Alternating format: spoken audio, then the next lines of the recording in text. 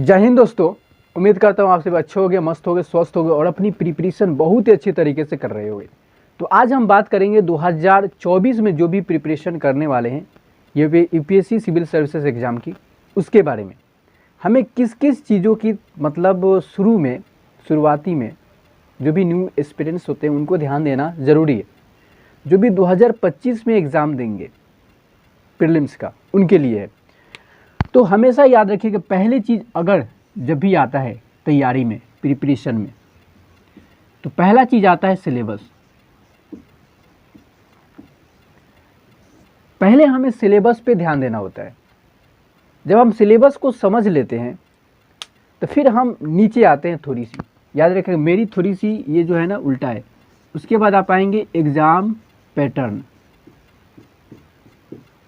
Exam pattern पे पहले आप तो सिलेबस देखना है आपको। उसके बाद दूसरी बात क्या करना है कि तब एग्ज़ाम पैटर्न पे आना है। जब आप एग्ज़ाम पैटर्न पे आएंगे तब फिर आप देखेंगे कि हाँ भाई ये इसका 2 एग्ज़ाम है प्रीलिम्स का। जीएस पेपर 1 है, जीएस पेपर 2 है। जीएस पेपर 1 है उसका क्या सिलेबस है और मैंने जो सिलेबस देखा उसमें क्या था। तो आप देखेंगे कि उसमें आपको हिस्ट्री दिखेगा, हिस्ट्री का आपने सिलेबस देखा, पॉलिटी आपको दिखेगा, इकोनॉमी देखेगा, साइंस एंड टेक देखेगा, इन्वायरमेंट देखेगा। ये सारी चीज़ें आप जब देखेंगे, क्योंकि आप पहले सिलेबस देख लिए रहे होते हैं, है कि नहीं, तो आपको एग्ज़ाम पैटर्न समझ में आएगा अच्छी तरीके से। पहले एग्ज़ाम पैटर्न नहीं देखना है, पहले देखना है सिलेबस, उसके बाद एग्ज़ाम पैटर्न पे आना है। फिर आप जाओगे मेंस में। जब मेंस का देखोगे एग्ज़ाम पैटर्न, कैसे मेंस का पेपर है, कैसे ऑप्शनल है, कौन जीएस 1 है, जीएस 2 है, जीएस 3 है, जीएस 4 है, एथिक्स कहाँ है, एथिक्स के का क्या भूमिका है। आप सिलेबस जब पढ़े होगे तो आपको समझ में आएगा। तो इसलिए पहले हमें सिलेबस की पकड़ होनी चाहिए। अगर हम तैयारी शुरू करना चाहते हैं 24 में, आप नए हो या पुराने हो, फिर से ध्यान से देखो, ठीक है। सिलेबस की समझिए तो अच्छी बात है। आपको पता है कि 7 पेपर होता है तो अच्छी बात है। आपको पता है कि एक ऐसे होता है, 4 जीएस होता है और 2 आपका क्या होता है, ऑप्शनल का हो जाता है, तो 7 को हो गया ना। आपको पता है इंटरव्यू होता है 275 का, तो अच्छी बात है। ये अगर आपने पता कर लिया एग्ज़ाम पैटर्न, उसके बाद सिलेबस, तो काम बन जाएगा। तब तीसरी चीज़ सबसे ज़रूरी आती है शुरुआती दौर की, टाइम मैनेजमेंट। याद रखिएगा टाइम मैनेजमेंट। ये जो टाइम मैनेजमेंट है ना, हर किसी को आना चाहिए। अगर ये टाइम मैनेजमेंट नहीं आएगा तो मैं लिख कर देता हूँ कि आप स्ट्रेटेजी कभी नहीं बना सकते। स्ट्रेटेजी नहीं बन सकता, रणनीति नहीं बन सकता।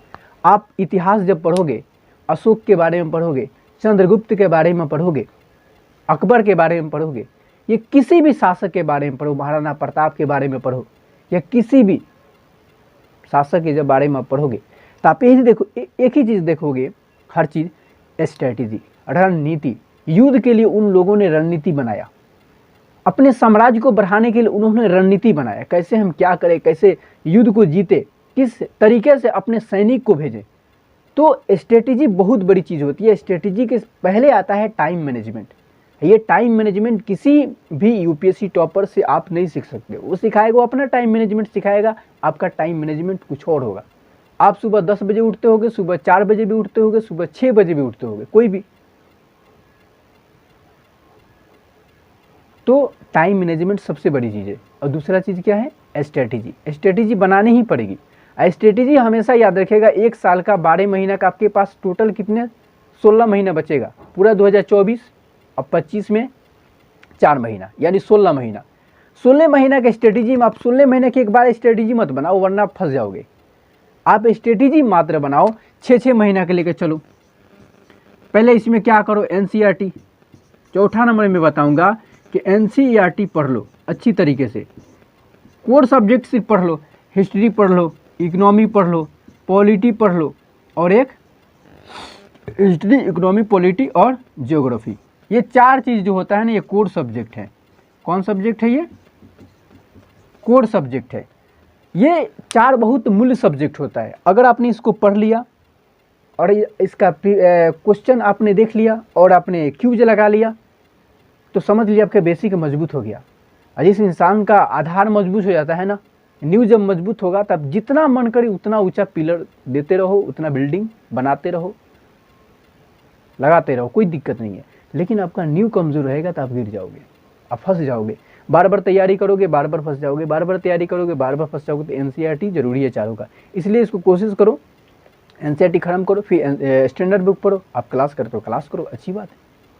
और एक और बार मैं बताऊंगा, 5वीं चीज, हेल्थ। अपने स्वास्थ्य का ध्यान जरूर रखो, क्योंकि ऐसा ये जर्नी है कि अगर आप हफ्ता में नहीं, अगर महीना में भी एक दिन बीमार पड़ते हो, तो एक दिन नहीं पड़ोगे, 2-3 दिन पड़ोगे। और थोड़ा सा बीमारी तो होता है, ये बुखार ये सब ये है, होगा, ये फिक्स है। लेकिन ऐसा कुछ ना हो जाए कि आपको 2-3-4 दिन तक खाने के वजह से तो ये क्या होगा, टाइम बहुत ज़्यादा खींच लेगा। और एक दिन टाइम बहुत इंपॉर्टेंट है यूपीएससी में। यूपीएससी स्टूडेंट कभी छुट्टी नहीं मनाते भाई, हमेशा याद रखिएगा। और मैं एक और चीज़ बताऊंगा, 7 नंबर 6 नंबर, ये मस्ट इम्पोर्टेंट है कि मोटिवेटेड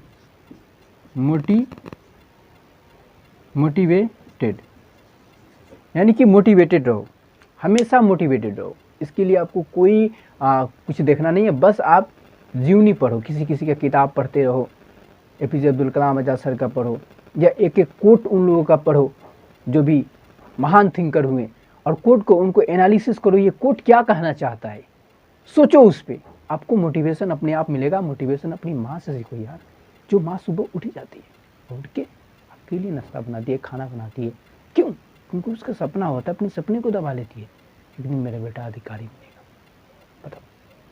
तो मोटिवेशन खुद आप ले सकते हो। तो हमेशा आपको याद रखना है कि मोटिवेशन आपको कहीं से नहीं, घर से ले लो, अगल से बगल ले लो, पड़ोसी से ले लो, ये यूट्यूब पर मत जाना।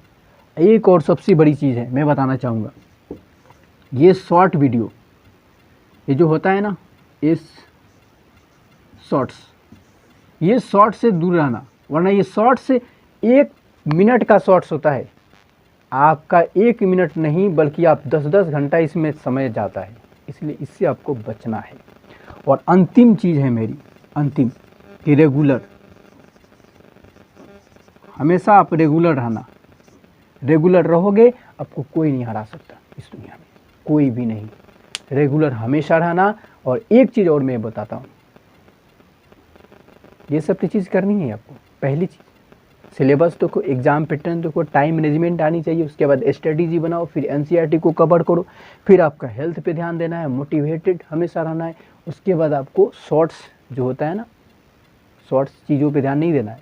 और उसके बाद आता है रेगुलर, आपको प्रतिदिन रेगुलर कंसंट्रेट होकर के तैयारी करनी है, फिर देखो यार सफलता मिलेगी, तय है। अगर आपका कोई भी क्वेश्चन हो जरूर कमेंट में करना, मैं आपका उत्तर देने की कोशिश करूँगा। दोस्तों चलो हम फिर मिलते हैं नेक्स्ट वीडियो में, तब तक के लिए जय हिंद, जय भारत।